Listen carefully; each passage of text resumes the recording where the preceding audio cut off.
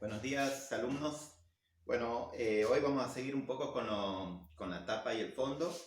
Yo les había dejado en la clase anterior también un videito donde el maestro de Italia hacía un ensamble.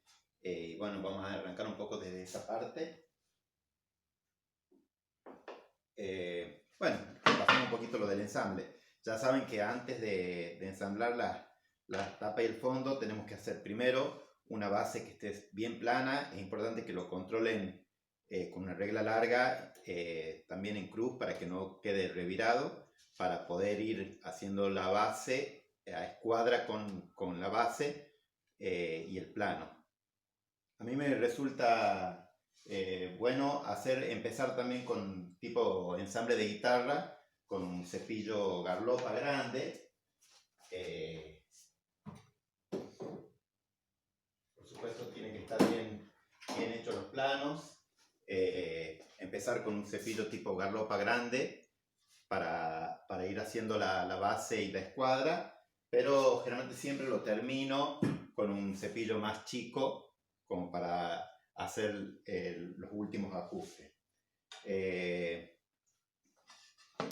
La idea es que no sea una presión excesiva, sino que cuando vamos haciendo el ensamble, por supuesto ir viendo la trasluz, de que no esté revirado y que quede lo más perfecto posible, ¿sí?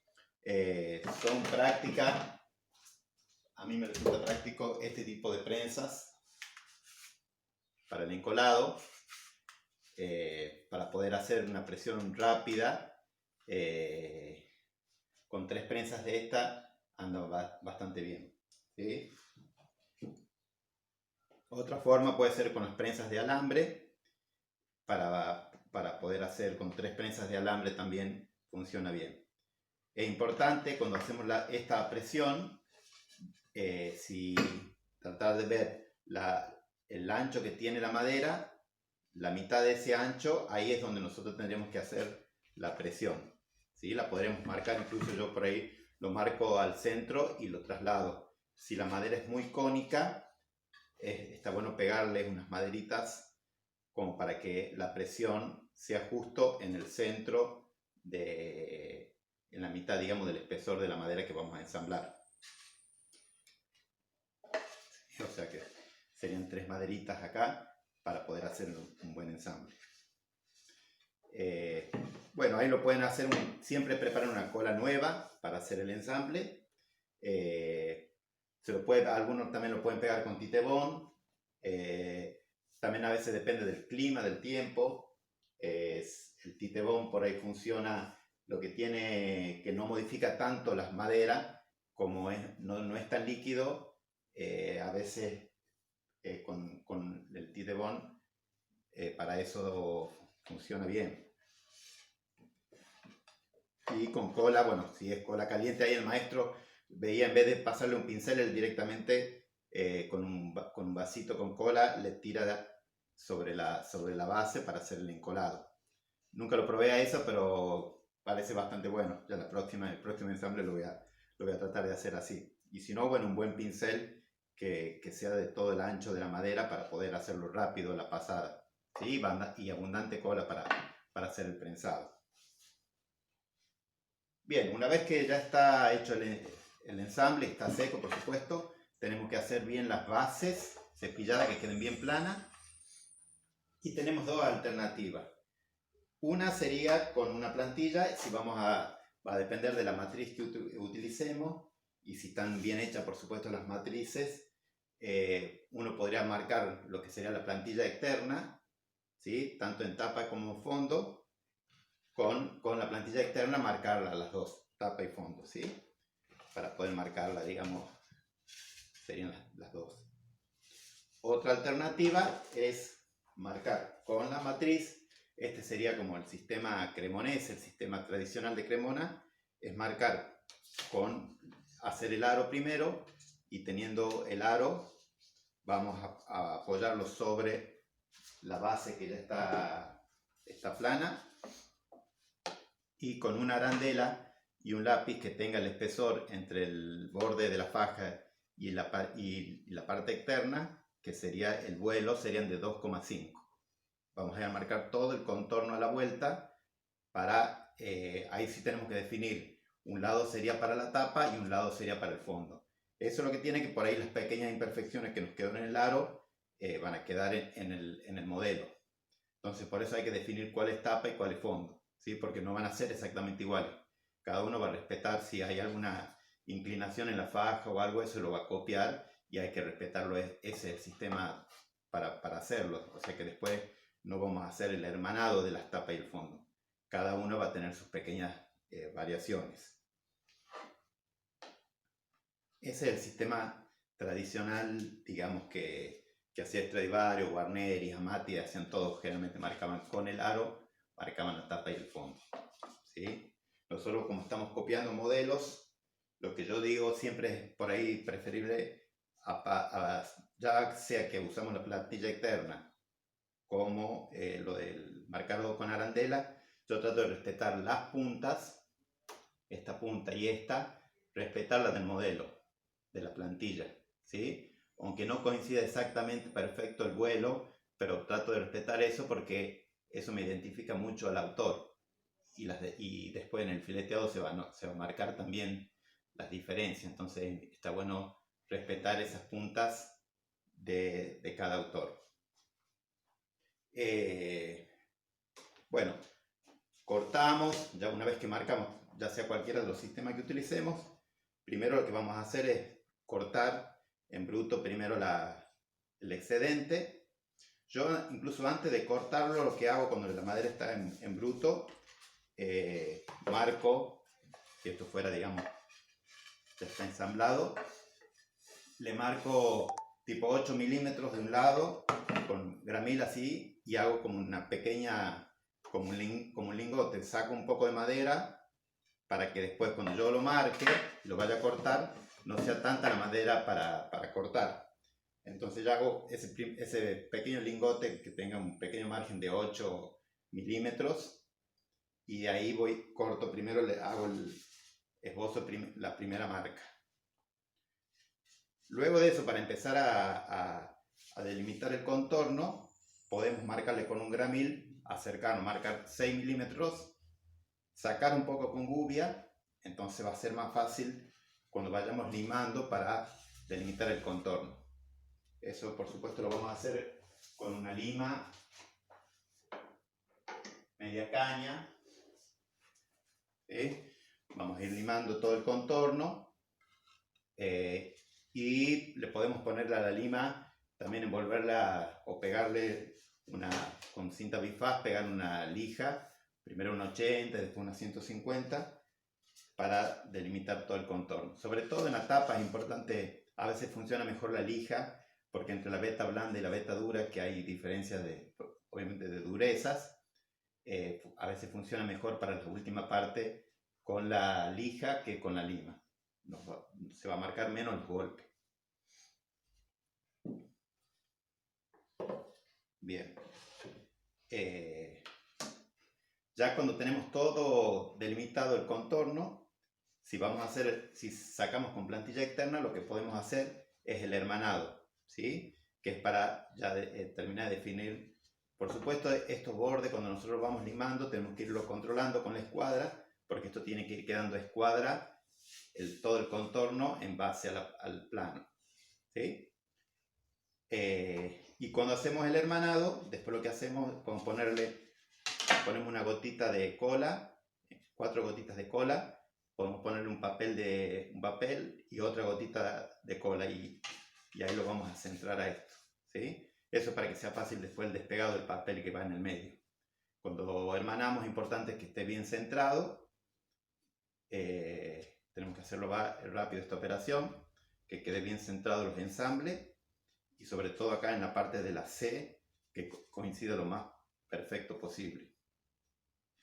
Y ahí terminamos de unificar los dos, tapa y fondo, ¿sí? Acuérdense, si vamos a hacer esto de hermanado, podemos hacer la primera parte, que en vez de hacerlo perfectamente escuadra, le podemos dar una pequeña inclinación hacia arriba, porque después cuando lo vayamos a hermanar, ahí terminamos de definir, ¿sí? Ya si sacamos con arandela, como ya va a quedar definido el contorno, sí hay que hacerlo con más cuidado de que quede exactamente escuadra todo el contorno. Bien, después que despegamos, y antes de definir, tenemos que definirlo antes de empezar a hacer el esbozo de la curva. Lo que tenemos que hacer es definir ya lo que sería el espesor definitivo del borde, ¿sí? En el caso va a depender un poco del modelo que estamos usando. Generalmente, todo el espesor del borde va a tener en el pulmón inferior 4 milímetros, en el pulmón superior también 4 milímetros, y acá varía un poco en los modelos. Stradivari hacía 4,5 toda la C, y las puntas 5 y el botón 5 también. En la tapa igual, ¿sí? Tenemos también 4 todo el pulmón inferior, pulmón superior también 4, 4,5 la C y las puntas 5, ¿sí? Después el modelo Silva que usamos también en la escuela, hacemos todo en 4 milímetros y las puntas quedarían en 5 milímetros de tapa y fondo, y el botón igual, ¿sí? Y hay otros autores que hacen también todo 4 milímetros y las puntas 4,5, ¿sí? Yo cuando digo las puntas, primero dejamos una parte más grande de la punta, digamos desde acá hasta acá, por ejemplo, pero después en realidad el espesor ese final es solamente en la parte de la punta a punta. Después de ahí se va a ir empalmando. Bien, definimos los bordes. Esto lo podemos hacer, marcar con un gramil, y vamos ahí ayudándonos con un formón y con cepillitos chiquitos vamos definiendo el borde. Por ahí cuando ya tengan más experiencia se puede hacer, este es un violín chiquito, pero está hecho con una fresa, no sé si alcanzan a ver ahí. Eso después cuando tengan un poco más de experiencia lo pueden hacer con una fresa, la ponemos en el taladro definiendo ese espesor y lo pasamos para que quede definido, ¿sí? Yo cuando uso la fresa en realidad primero lo hago a mano a 4,5, en la parte que lleva 4 lo marco 4,5, hago con gubia, y la fresa en realidad la uso para que me empareje, no tanto para sacar madera porque es peligroso, sino por ahí zapatea, se traba la fresa y podemos arruinar alguna punta. La uso más para definir parejo un espesor que para sacar madera. Lo hago más rápido incluso creo que con la gubia que con preparar la fresa y todo. Bien, y lo que tenemos ya una vez que están definidos los bordes, vamos a definir lo que serían las alturas. Yo recomiendo antes de filetear, primero esbozar un poco lo que serían las curvas para que sea más fácil el trabajo después del fileteado, que no nos pegue el fileteador con las paredes, y aparte para que tengamos margen. Si ya la dejamos bastante parejo, después que fileteamos y hacemos el esbucio, tenemos margen para corregir algunos errores que hayan quedado en la curva. Entonces por eso yo recomiendo que la curva esté lo más cerca posible ya del resultado final. Veamos un poquito lo que serían las alturas y para empezar a hacer lo que serían las curvas. Podemos usar, estas son las quintas de curvatura, que es como para ayudarnos, ¿sí? Sacando de distintos modelos.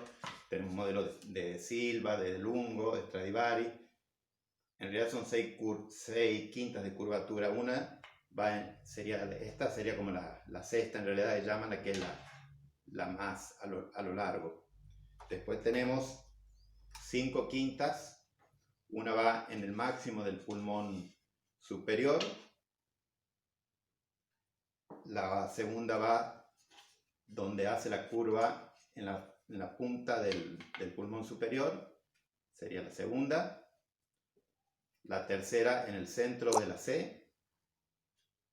La cuarta donde hace la curva inferior de la punta. Y la quinta en el máximo del pulmón inferior. Ahí esas son las quintas, ¿sí? Una forma para poder sacar estas quintas, si tenemos un modelo que nos gusta, podemos esbozar alguna maderita puede ser un chapaduro, este es un MDF fino. Podemos esbozarlo a grosso modo así primero con un formón o con una trincheta y después poner la madera aquí y hacerla correr una arandela que vaya corriendo por la curva con un lápiz. Vamos marcando y nos va copiando si ya queremos de un modelo que nos guste sacar las quintas de curvatura. Otra forma sería también esbozar un poco primero y usar tipo bien una plastilina o tipo parsec, por supuesto ponerle un protector ante a la tapa y el fondo del modelo que nos guste, que queremos sacar, y con eso vamos copiando que se amolde a la curva. Incluso eso mismo ya, si es un material que después se endurece, ya nos queda como una misma quinta de curvatura. De las alturas también va a depender un poco del modelo y de dónde vamos a elegir para hacer la forma, ¿no? Veamos de lo que sería el sistema más de Stradivari, Guarneri, de Amati, del sistema más cremonese. Hay una diferencia importante en la curva de la tapa y en la del fondo. La curva de la tapa va a tener el centro, la parte más alta de la tapa va a estar en la mitad de la tapa, o sea, en el centro geométrico. ¿Sí? Si vamos a medir la tapa, la mitad, eso sería la parte más alta. Y ocupa primero una zona más o menos cerca de 8 centímetros, sería la primera, la parte plana, y de ahí va a ir bajando hacia los costados. ¿Sí? Eso en un modelo Stradivari tradicional está terminado en 15,5. Y el fondo, la mayor altura, va a estar, vamos a medir sin el botón, donde va el punto de gravedad, que serían los 195 milímetros. Ese va a ser el punto de mayor altura, que estaría cerca de los 14,8 en modelos Stradivari tradicionales. Por supuesto, él cambió algunas, no todos los instrumentos son iguales, pero se lo toma eso como referencia. Sería 14,8 el fondo y 15,5 la tapa. Y este sería en el punto de gravedad a los 195, el punto más alto en el fondo. Y la curva va a ir hacia esa zona. En Silva, por ejemplo, lo que hacía él, tanto tapa y fondo, la zona de mayor altura, estaban los dos en el punto de gravedad, que serían los 195 milímetros, la mayor altura. Y la altura en los instrumentos de Silva generalmente en la tapa en 15 y el fondo en 14. ¿Sí? La diferencia era que la tapa sí tenía una zona un poquito más plana hacia adelante, era como un poquito más gorda que el fondo, pero eran bastante similares lo que serían las curvaturas de tapa y fondo. No había tanta diferencia en la curva entre una tapa y un fondo. Bueno, quedamos hasta ahí por ahora. Después ya vamos a seguir viendo un poco de la parte del fileteado y terminar de ver la parte de curvatura. Nos vemos en la próxima clase.